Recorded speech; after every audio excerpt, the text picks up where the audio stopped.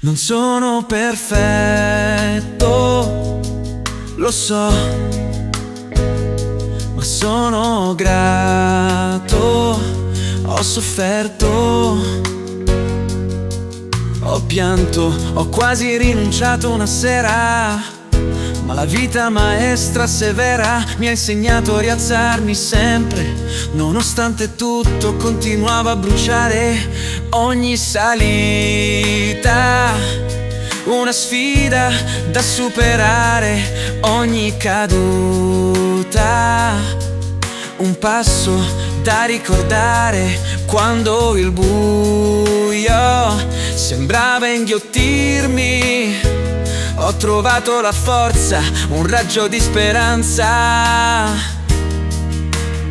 Non ho tutto, no, ma ho quando basta, un cuore che batte, una forza che mi trascina sempre avanti senza pensare. Le mie imperfezioni, le mie cicatrici sono le prove di una vita vissuta. La gratitudine, una forza invisibile, mi sostiene in ogni momento difficile.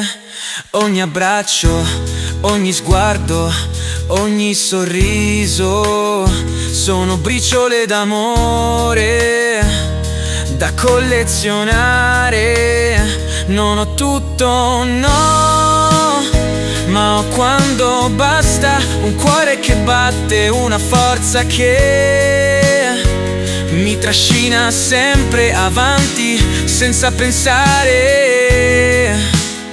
Le mie imperfezioni, le mie cicatrici sono le prove di una vita vissuta.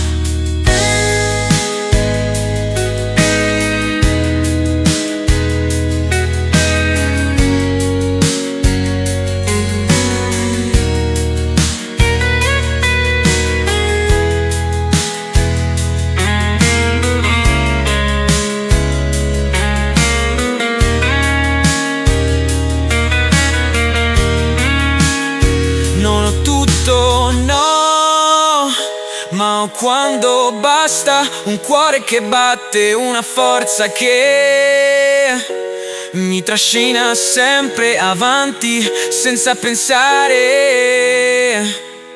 Le mie imperfezioni, le mie cicatrici sono le prove di una vita vissuta.